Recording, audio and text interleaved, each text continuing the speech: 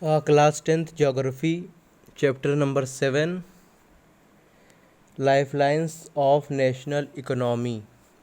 Heading: Means and Transport of and Communication, Lifelines of our National Economy. They help in first point, increasing cooperation and assistance between countries. Second, easy movement of goods and material between countries. Third, trades and commerce within the countries. Fourth, reducing distances, thus bringing the world closer. Fifth, both production and distribution of goods. And seventh, uh, sixth, movement of large number of people and over long distances. Heading: Roadways. Importance of road transport vis-a-vis rail transport. First, construction cost of road is much lower than that of railway lines. Second, road can traverse comparatively more dissected and undulating topography. Third, roads can negotiate higher gradient of slopes and as such as transverse mountains such as the Himalayas. Third, road transport is economical. Road transport is economical in transportation of few persons and relatively smaller amount of goods over short distances. Fifth, it also provides door-to-door services. Thus, the cost of loading and unloading is much lower. Sixth, road transport is also used as a feeder to other modes of transport. Heading: 6 classes of roads in India according to their capacity. First, golden quadrilateral superhighways. It is a major road development project linking Delhi, Kolkata, Chennai, Mumbai and Delhi by 6-lane superhighways. Second, the north-south corridor linking Srinagar and Kanyakumari and east-west corridor connecting Silchin and Porbandar are part of this project. Third, they are made to reduce the time and distance between the mega cities of India. Heading: National Highways. National highways, like all major cities of extreme parts of the country, these are the primary road system and are maintained by Central Public Works Department. The National Highway 7 between Varanasi and Kanyakumari is the longest highway of India. State highway. Roads roads linking a state capital with different district headquarters. These roads are constructed and maintained by state public works department in state and union territories. Second, district roads. These roads connect the district headquarters with other places of the district. These roads are maintained by the Zilla Parishad. Third, other roads.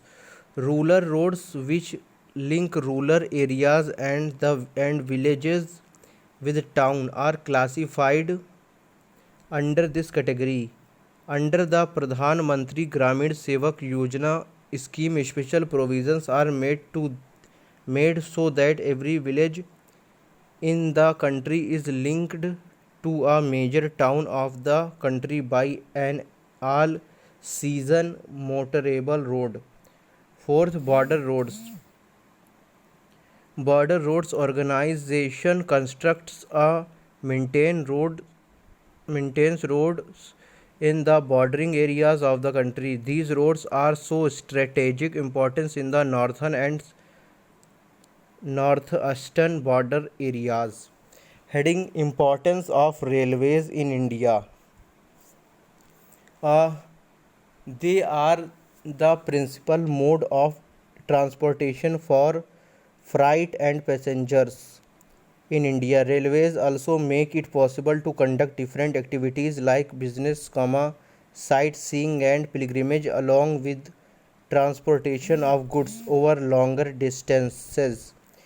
Indian Railways plays a role of national integration. Railways in India bind the economic life of the country as well as accelerate the development of the industries and agriculture. Heading factors which influence the distribution pattern of railways network in India.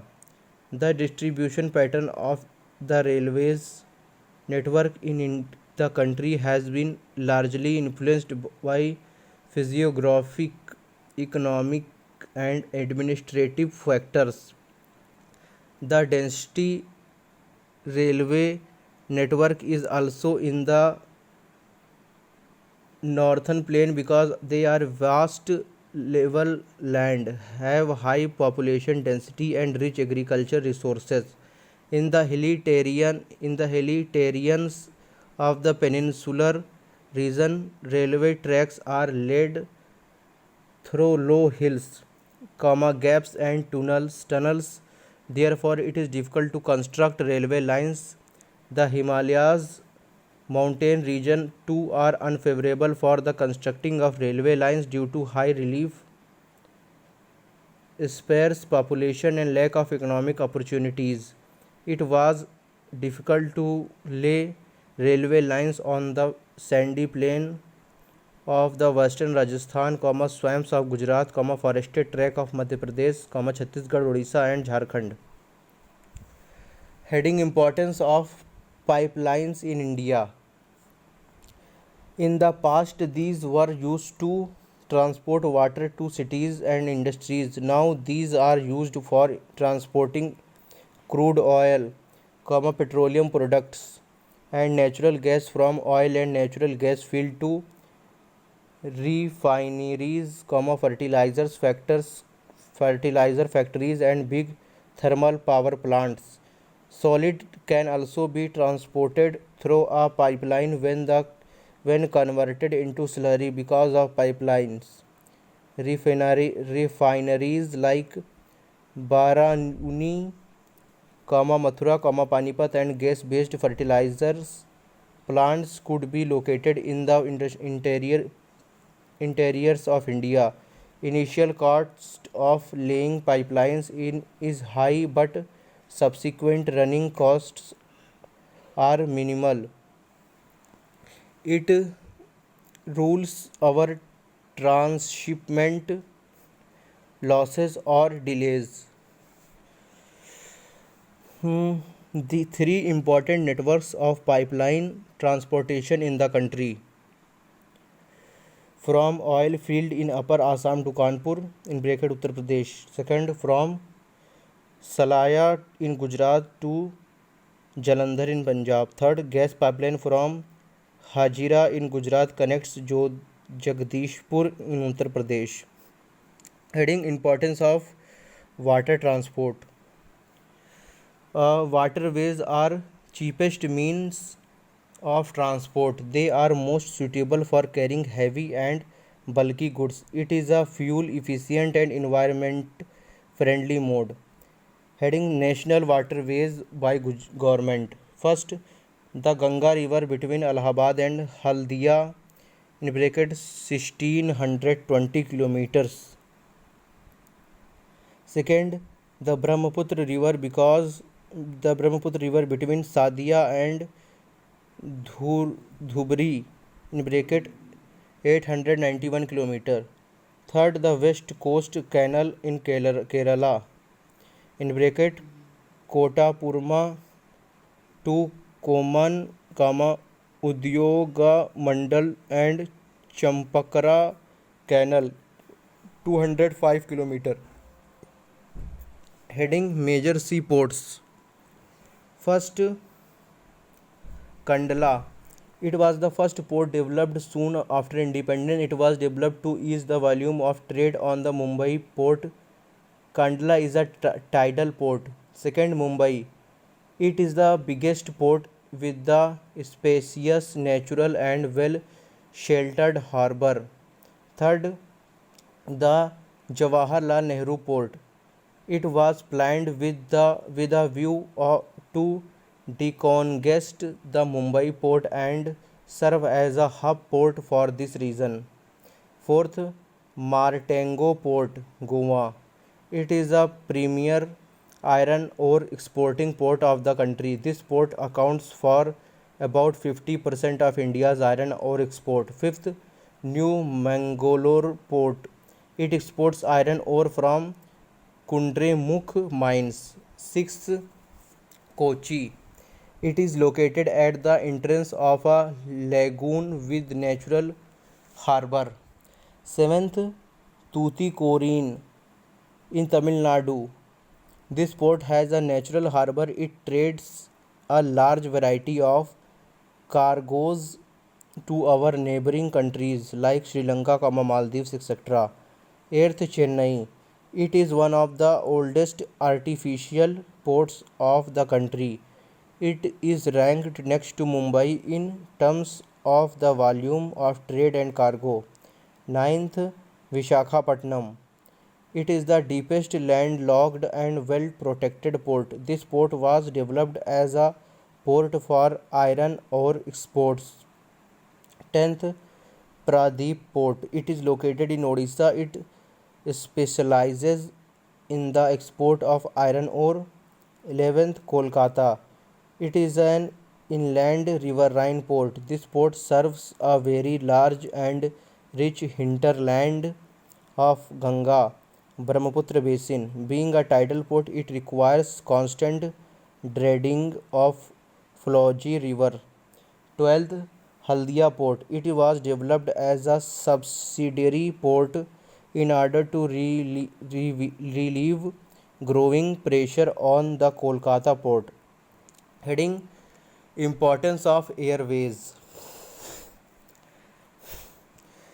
The air travel today is fastest, most comfortable and prestigious mode of transport. It can cover very difficult terrains like high mountains, dreary deserts, dense forests and also long oceanic stretches with great ease. Air travels has made access easier in the northeastern part of the country, which has big rivers, dissected relief, dense forests and frequent floods and international frontiers. Heading Communication. Two major means of communication in India. First, personal communication including letter, email, telephone, etc. Second, mass communication including television, radio, press, film, etc. Heading Different types of mail handed by Indian Postal Department. First class mail. Cards and envelopes are airlifted between stations covering both lands and air. A second class mail includes book packets, registered newspaper and periodicals. They are carried by surface mail, covering land and water transport. Heading Importance of mass communication. Mass communication provides entertainment. They create awareness among people about various national programs and policies. They provide variety of programs in national, regional and local language for various categories of people, spread over different parts of the country. They strengthen democracy in the country by providing news and information to the masses. It helps in agriculture sector by helping farmers by providing them information about new agriculture practices. Doordarshan is the national television channel of India. It is one of the largest terrestrial networks in the world. Number the largest numbers of newspapers published in the country are in Hindi, followed by English and Urdu. India is largest producers of feature films in the world. Heading international trade. First, international trade is defined as the exchange of goods and services between two or more countries. Second, it is also considered as economic barometer because advancement of international trade of a country leads to economic prosperity. Income earned from international trade constitutes a major part in the net national income. Large international trade leads to revival of domestic economy. Heading balance of trade. First, the difference between export and import is known as balance of trade. Second, if the value of exports is more than the value of imports, it is called favorable balance of trade. And is the volume of imports is greater than the value of export, it is known as unfavorable balance of trade. Third, favorable balance of trade is regarded good for the economic development, whereas unfavorable balance of trade is seen harmful for the domestic economy. Importance of tourism as a trade. Heading importance of tourism as a trade. First point, tourism in India earns huge foreign exchanges. Second, over 2.6 million foreign tourists visit India every year. Third, more than 15 million peoples are directly engaged in the tourism industry. Fourth, tourism also promotes national integration. Fifth, it provides support to local handicrafts and cultural pursuits. Sixth, it also helps in development of international understanding about our culture and heritage. Seventh, foreign tourists visit India for heritage tourism, adventure tourism, cultural tourism, medical tourism and business tourism. Eighth, next point, Rajasthan, Goa, Jammu and Kashmir and Temple Town of South India are important destination of foreign tourists in India.